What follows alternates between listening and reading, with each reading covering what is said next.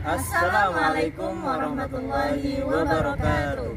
Kami dari kelompok 8 dengan saya sendiri Setia Nurani dan saya Syafira Amelia Putri Dan saya Ahmad Aminullah. Kami akan menampilkan tugas video dari Bapak Muhammad Rahmani Abduh MH dengan mata kuliah Islam dan Budaya Banjar dengan tema Islam dan Budaya Banjar terkait penyelesaian sengketa. Selamat menyaksikan. Assalamualaikum warahmatullahi wabarakatuh. Perkenalkan, nama saya Setia Nurani dari kelas lokal 22A jurusan Bimbingan dan Penyuluhan Islam angkatan 2022.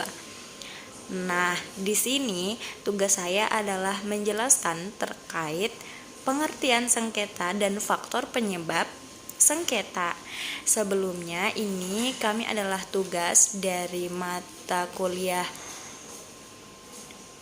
Islam dan Budaya Banjar dengan dosen pengampu Bapak Muhammad Rahmani Abduh MH.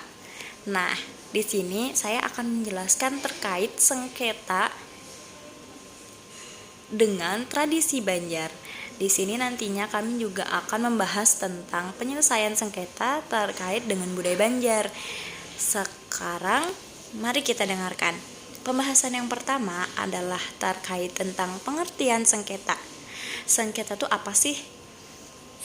Nah, di dalam kata sengketa itu sendiri ialah berasal dari bahasa Inggris yang merupakan kata Inggris itu ialah dispute yang berarti perselisihan atau permusuhan. Nah, dalam pemahaman kita sengketa ini pasti sering sekali terjadi dalam setiap lapisan susunan masyarakat maupun individu. Masalah itu sendiri timbul disebabkan oleh kurangnya atau ketidakpastiannya atau ketidakserasian antara peraturan dengan hal yang terjadi. Maka dengan demikian itu menyebabkan masalah dan dinamakan masalah karena timbul sebab ketidakcocokan.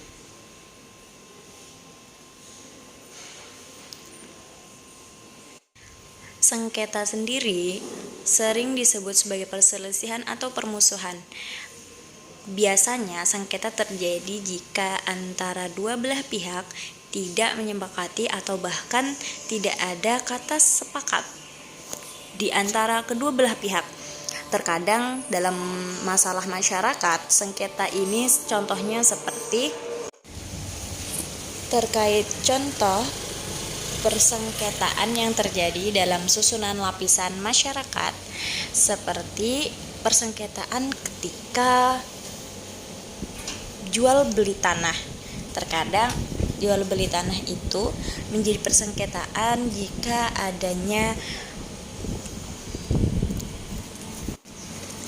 jika miskomunikasi di antara pembeli dan penjual tanah.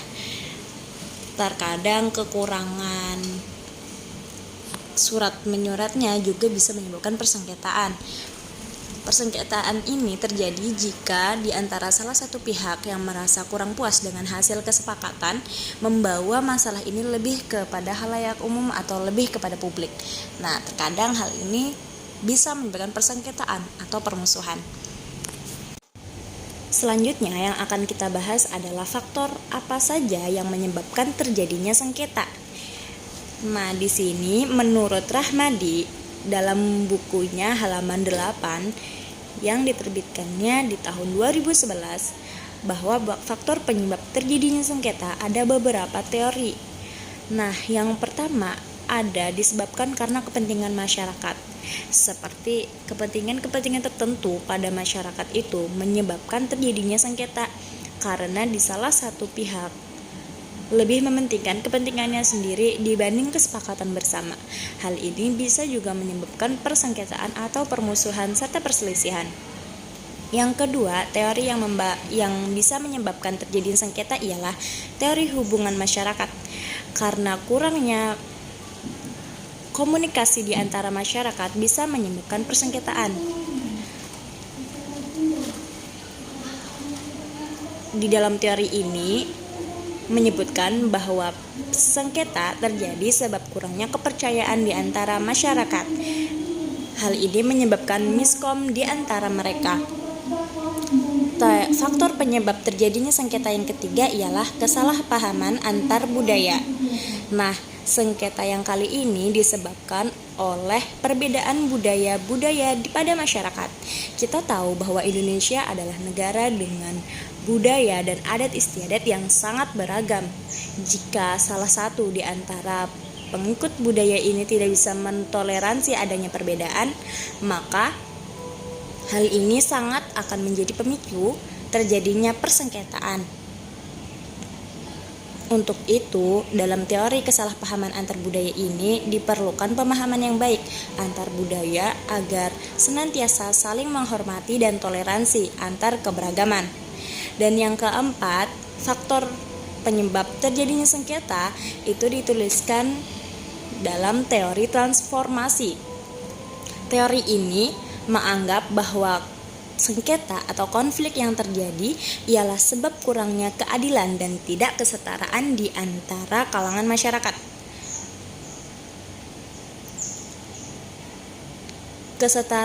Kurangnya kesetaraan atau kesamaan ini termasuk ke dalam segala aspek kehidupan seperti politik, sosial maupun ekonomi.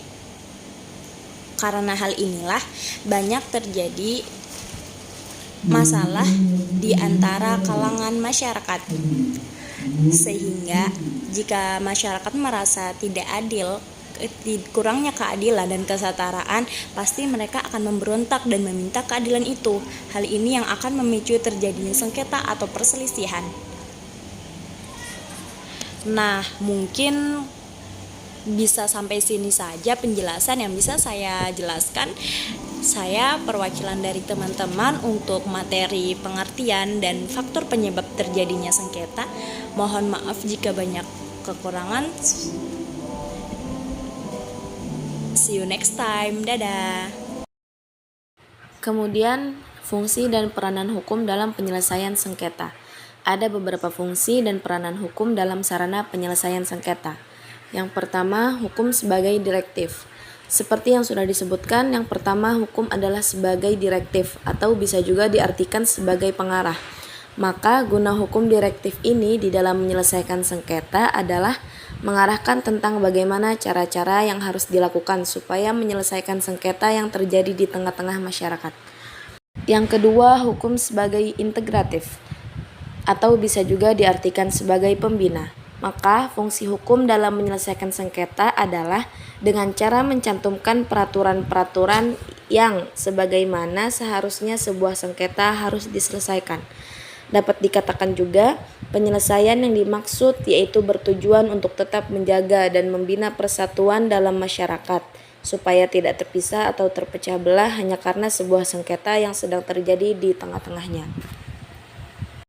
Yang ketiga, hukum sebagai stabilitatif atau bisa juga disebut sebagai pemelihara. Maka hukum ini berfungsi untuk menyelesaikan sengketa yang terjadi di tengah-tengah masyarakat yang bersifat melakukan pemeliharaan atas sengketa tersebut, sehingga tidak terjadi pengrusakan terhadap sesuatu yang menjadi objek sengketa. Yang keempat, hukum sebagai korektif atau pemerbaikan. Dalam hal ini, fungsi hukum untuk menyelesaikan sengketa yang terjadi di tengah-tengah masyarakat berwujudkan pemerbaikan dan pengevaluasian terhadap peraturan dan administrasi yang menjadi cara untuk menyelesaikan sengketa tersebut. Kemudian, penyelesaian sengketa dalam hukum Islam. Penyelesaian sengketa dalam hukum Islam setidaknya ada 3, yaitu sulhu, tahkim, dan qada. Sulhu diartikan sebagai suatu akad untuk mengakhiri perselisihan antara dua pihak yang bersengketa secara damai. Upaya damai ini biasanya dilakukan melalui jalan musyawarah antara pihak yang bersengketa. Kemudian lanjut, tahkim diartikan sebagai penyelesaian sengketa dengan cara menunjuk seorang juru damai oleh kedua belah pihak yang bersengketa, yang mana mereka sepakat, setuju dan rela menerima keputusan juru damai tersebut. Kemudian, jika tidak bisa diselesaikan melalui sulhu ataupun tahkim, maka penyelesaian sengketa akan ditempuh melalui qadha, yaitu lembaga atau institusi peradilan yang bertugas untuk menegakkan hukum dalam menyelesaikan sengketa berdasarkan hukum Islam. Penyelesaian sengketa dalam hukum adat Banjar. Adat Badamai merupakan kata majemuk yang berarti suatu upaya perdamaian yang dikerjakan atau dilakukan secara berulang-ulang dan menjadi suatu kebiasaan yang melembaga pada masyarakat Banjar. Adat Badamai bisa meningkat menjadi hukum adat ketika masyarakat sudah menganggap perbuatan Badamai itu sebagai suatu hal yang mesti berlaku pada masyarakat adat Banjar. Karena itu sebagai sesuatu yang mesti dilakukan. Salah satu bentuk penyelesaian sengketa yang lazim atau yang sering dilakukan oleh masyarakat Banjar apabila terjadi persengketaan di antara warga, maka mereka cenderung menyelesaikan dengan cara badamai. Mereka enggan menyelesaikan sengketa itu melalui lembaga litigasi. Hal itu dilakukan dalam rangka menghindari persengketaan yang membahayakan tatanan sosial karena selain menyelesaikan pertikaian, badamai dapat menghilangkan perasaan dendam. Adat badamai di kalangan masyarakat Banjar itu sering pula disebut dengan istilah babaikan, baparbaik, bapatut, mamatut, bakuran, atau basuluh. Istilah badamai mengandung pengertian umum dalam penyelesaian masalah apa saja, baik perdata yakni hubungan hukum antar orang per orang maupun pidana. Adapun istilah baparbaik, bapatut, dan yang lainnya lebih mengarah kepada penyelesaian perkara pidana seperti tindak pelanggaran, penganiayaan, perkelahian, atau pelanggaran lalu lintas. Transaksi dan penyelesaian sengketa sanda pada masyarakat Banjar. Secara bahasa, kata sanda dalam bahasa Banjar jika diterjemahkan ke dalam bahasa Indonesia berarti gadai. Sedangkan secara istilah, ulama Banjar ada yang menyamakan sanda dengan ran. Misalnya seperti Muhammad Salim Ma'ruf dalam manuskrip beliau yang berjudul Risalah tentang menyatakan hukum muamalat di dalam agama Islam atas mazhab Imam Asy-Syafi'i radhiyallahu anhu. Disebutkan ran gadaian sanda yaitu satu akad yang menjadikan harta sebagai kekuatan hutang dan dijadikan pembayaran di waktu tiada kuasa membayarnya. Sementara itu ada pula ulama Banjar yang menyamakan sanda ini dengan jual putus. Misalnya seperti Haji Muhammad Sarni Alabiyu dalam kitab beliau yang berjudul Mabadi Ilmu Fiqih.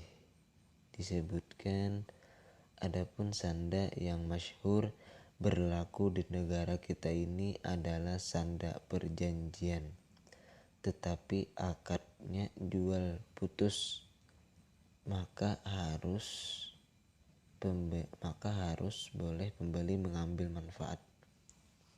Dari dua definisi di atas nampak bahwa ada dualisme dalam mengartikan akad sanda ini, yaitu gadai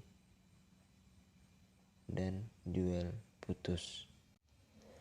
Menurut salah seorang informan, transaksi sanda ini memang memiliki banyak sebutan seperti jual beli hidup, jual beli putus, dan jual beli sanda. Namun yang pasti akad yang digunakan adalah akad jual beli. Hal ini dilakukan untuk menghindari riba pada akad ran, di mana melalui akad sanda ini pihak yang menyandai atau pembeli dapat memanfaatkan barang sanda yang dibelinya dari pihak yang menyandakan atau penjual. Namun dalam jual beli ini terdapat janji di antara kedua belah pihak bahwa dalam jangka waktu tertentu akan diadakan akad jual beli yang kedua pada barang yang sama dengan harga yang sama.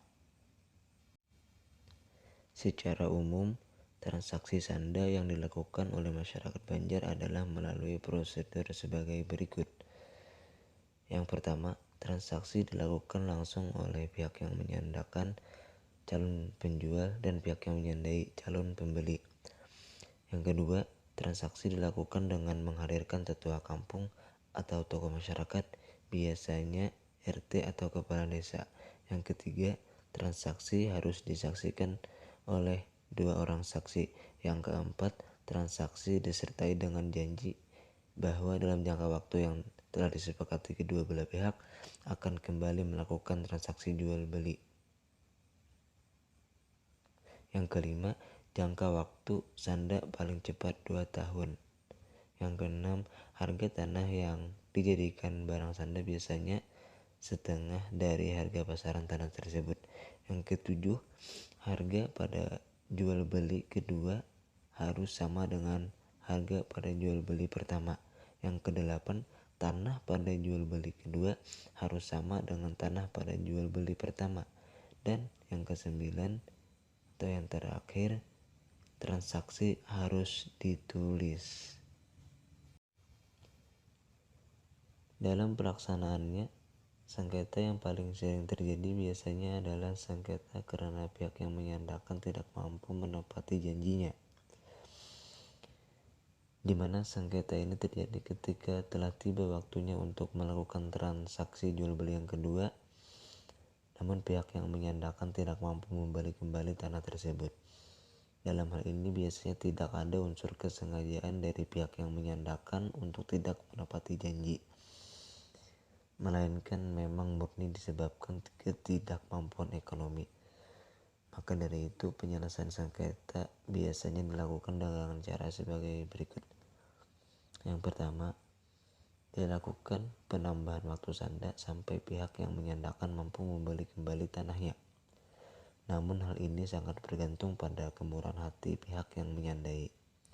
Dan yang terakhir, yang kedua, diputuskan sebagai jual beli mati, yaitu tanah secara mutlak menjadi milik pihak yang menyandai untuk selamanya. Dalam hal ini, pihak yang menyandai boleh memberikan sejumlah uang kepada pihak yang menyandakan sebagai bentuk kemurahan hati. Cukup sekian tugas video dari kelompok kami. Wassalamualaikum warahmatullahi wabarakatuh.